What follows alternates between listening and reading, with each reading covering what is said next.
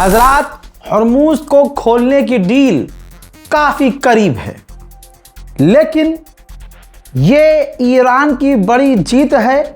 इसको समझने के लिए सिर्फ आप मुझे 2 मिनट दीजिए और ध्यान से सुनिए। मैं डील की तमाम बारीकियां बता रहा हूं। हजरात, स्ट्रेट ऑफ हॉर्मूज ओमान और ईरान मिलकर चलाएंगे, ये बात ईरान शुरू से कह रहा है। वो बात अब कुछ यूं हो गई है, जो डील होने वाली है हॉर्मूज खोलने की डील ये है कि अमेरिका मानेगा कि स्ट्रेट ऑफ हॉर्मूज ईरान का है, ईरान का अधिकार है और ओमान का अधिकार है। अल्लाह अकबर। इसके बाद डील के अंदर ये कहा गया है कि जब कोई जहाज आएगा तो वो ईरान के रास्ते से आएगा, जब कोई जाएगा तो ओमान के रास्ते से जाएगा, लेकिन अगर ईरान को कोई मसला है तो वो ओमान के रास्ते में भी जहाज़ों को रोक सकता है। अल्लाह अकबर। जीत देखिए ईरान की, समझिए। सबसे बड़ी बात, ईरान का हॉर्मूज है, अमेरिका मानेगा। फिर ईरान स्ट्रेट ऑफ हॉर्मूज में टोल नहीं लेगा। हार गया ईरान? नहीं, सुनो, ऐसे या ऐसे लेगा ईरान जरूर। ईरान अब जहाज़ों से नहीं, जिन देशों के जहाज़ वहाँ से गुजरेंगे, खासकर अरब देश के जहाज़, उनसे वो मेंटेनेंस चार्ज लेगा, महीने का, सालाना, जो भी होगा। इसके अंतर्गत ईरान जहाज़ों को सिक्योरिटी देगा, सेफ्टी देगा, इंश्योरेंस देगा, जहाज़ों को खुद निकलवाएगा, जहाज़ों की सुरक्षा का खुद सारा इंतज़ाम करेगा। इसके बदले वो अरब देशों से और यूरोप से पैसा लेगा, फीस लेगा। मैंने क्या कहा था? ऐसे हो या ऐसे, ईरान पैसा तो वसूलेगा। अब इस पर अमेरिका राज़ी हो रहा है। जब ये पूरी चीज़ें हो जाएंगी तो अमेरिका को अपनी बैरिकेडिंग्स हटानी होंगी, स्ट्रेट ऑफ हॉर्मूज को छोड़ना होगा, पूरी तरह से आज़ाद, ईरान के कंट्रोल में। अब इन तमाम चीज़ों में शुरुआत में ओमान राज़ी नहीं था, लेकिन अब ईरान की इस पूरी डील पर ओमान पूरी तरह से ईरान के साथ सहमत है, ईरान के साथ है। कमाल की बात तो ये भी हो गई ना कि स्ट्रेट ऑफ हॉर्मूज में अमेरिका ने जो बैरिकेडिंग्स की हुई है वो हटाएगा, और ईरान पर जो पाबंदियां लगा रखी हैं वो अमेरिका ईरान पर से पाबंदी हटाएगा। ईरान दोस्ती निभाने में बहुत आगे है। किसी चू ने ईरान से दोस्ती नहीं निभाई तो आज तक उसे भुगतना पड़ रहा है, हॉर्मूज में उसके जहाज़ों पर हमले हो रहे हैं। बहरहाल मामला यह है कि अब ईरान ने अपने दोनों दोस्त चीन और रशिया को ऑफर किया है कि आपके जहाज़ों को और आपके मुल्क को ना कोई फीस देनी होगी, ना कोई टैक्स देना होगा, आप आज़ाद हैं। अब यहाँ तक कि डील के बाद ईरान जब ये डील हो जाएगी तो ईरान सोच रहा है कि इस डील के बाद यूरोप को परमिशन दे दी जाए कि वो खुद आएँ, स्ट्रेट ऑफ हॉर्मूज में जो माइंस हमने बिछाई हैं खुद हटाएं, हम नहीं हटाएंगे। दुनिया का सबसे बड़ा मीडिया माना जाता है रॉयटर्स को, ठीक? देखिए रॉयटर्स क्या कह रहा है। रिपोर्ट ये छापी है, इन्वेस्टिगेटिव रिपोर्ट, कि अमेरिका के पास जितनी लॉन्ग रेंज की मिसाइलें थीं, लंबी और बड़ी दूरी तक मार करने वाली, अमेरिका के पास वो तमाम लगभग मिसाइलें लॉन्ग रेंज की खत्म हो चुकी हैं। आज तक हम ये सोच रहे थे, सुन रहे थे कि ईरान की जंग में अमेरिका के इंटरसेप्टर खत्म हो गए हैं, मिसाइलों को भाई साहब वो छोड़िए, वो तो है ही बात, लेकिन आज की बात ये आ गई सामने कि अमेरिका की जो लॉन्ग रेंज की मिसाइलें हैं वो भी खत्म हो चुकी हैं। आइए अब CNN को देख लेते हैं। भाई CNN भी तो दुनिया का सबसे बड़ा न्यूज़ प्लेटफॉर्म है, अमेरिका का है। उसने छापा है कि अमेरिका का 80% जो इंटरसेप्टर है वो खत्म हो चुका है। इंटरसेप्टर 80% खत्म, और जो थर्ड एयर डिफेंस सिस्टम है वो आधे से ज़्यादा ईरान की जंग में अमेरिका इस्तेमाल करके खो चुका है। हजरात, 3 इसमें लोग नजर आ रहे हैं। बीच में ये कुर्दिश जनरल का बेटा है और बाजू में जो बूढ़ा व्यक्ति है वो कुर्दिश जनरल है, इराक में है। बहुत बड़ा जनरल है कुर्द का। कहा जा रहा है कि इनके बेटे को मारने की कोशिश की गई है। अभी फिलहाल ये घायल है। कहा जा रहा है इसके पीछे ईरान का हाथ है। मुझे ईरान की ये बात बड़ी अच्छी लगती है कि आखिरी हमला आखिरी बार ईरान करता है।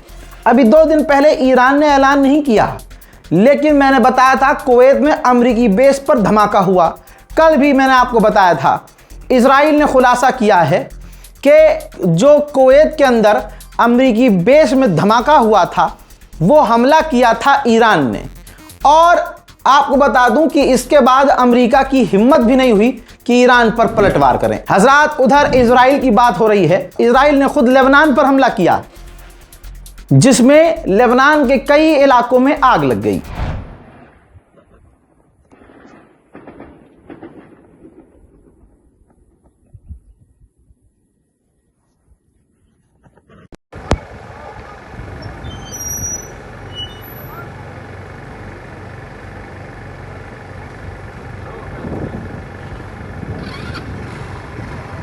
अब जो आप बयान सुनेंगे लेबनान के प्रधानमंत्री का, उसकी मानसिकता समझ सकते हैं।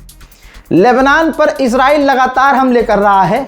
लेबनान का प्रधानमंत्री कहता है कि ये तमाम चीज़ें हिजबुल्लाह की वजह से हो रही है। हिजबुल्लाह हमारी ज़मीन से इजराइल पर हमले करता था और आज इजराइल लेबनान के अलग अलग इलाकों में हमला कर रहा है। इसकी वजह सिर्फ हिजबुल्लाह है। और मेरी बात ये लिख लीजिएगा और वीडियो को सेव कर लीजिएगा। हिजबुल्लाह अगर हथियार डाल भी देगा, हिजबुल्लाह अगर पीछे हट भी जाएगा, तब भी इजराइल लेबनान से बाहर नहीं निकलेगा। लेबनान पर इसी तरह से वो हमले करते रहेगा। Save this video. हज़रात मोहतरम, ज़रा ये गाज़ा की वीडियो देख लीजिए। मलबों से 112 से ज़्यादा फिलिस्तीनियों की लाशें बरामद हुई हैं, जिन्हें पहचान करके कईयों को पहचाना नहीं गया है। किसी के टुकड़े बरामद हुए हैं। उनके जनाजे को आज बमुश्किल दफनाया गया है।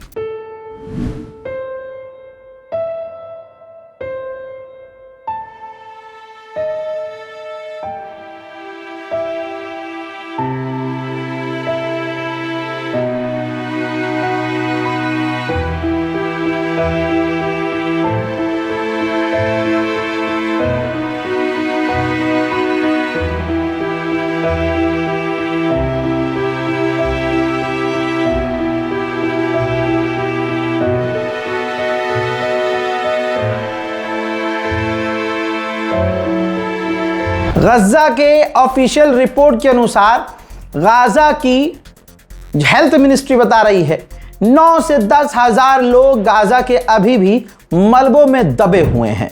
वहीं नेतन्याहू ने साफ इनकार कर दिया है कि जब तक हमास पूरी तरह से हथियार नहीं डाल देता, तब तक हम इजराइल की फौज, अपनी फौज गाज़ा से नहीं निकालेंगे।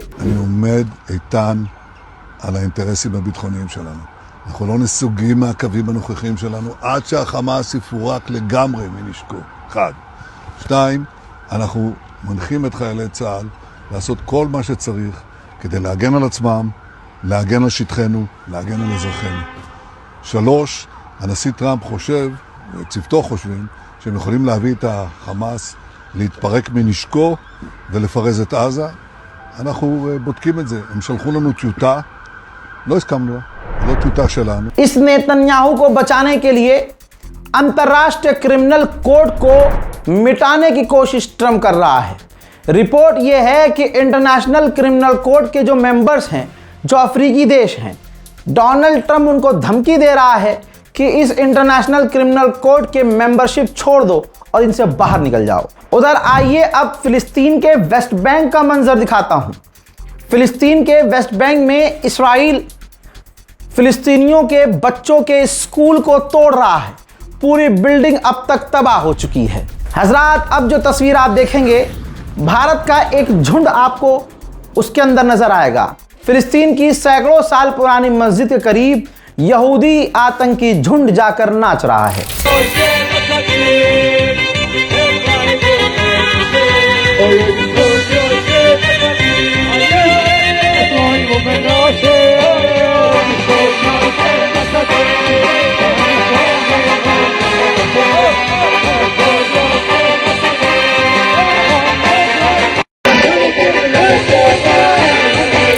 हजरात, बोर्ड ऑफ पीस ने जब इस्राएली हमलों की निंदा की तो नेतन्याहू पर प्रेशर बना और नेतन्याहू ने कहा ठीक है, अब हम गाजा पर तभी हमला करेंगे जब आईडीएफ का चीफ अप्रूवल देगा।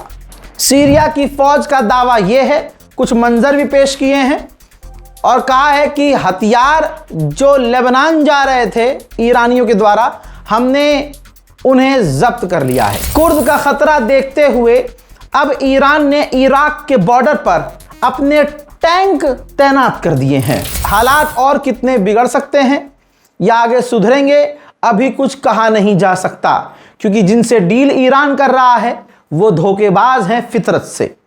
इस रिपोर्ट को शेयर कीजिएगा, अपनी राय जरूर कमेंट में लिखिएगा, चैनल को सब्सक्राइब जरूर कीजिएगा, जिससे आप हमें थोड़ा सपोर्ट कर सकते हैं, और अपनी दुआओं में मुझे याद रखने की कोशिश कीजिएगा। जय हिंद व सलाम।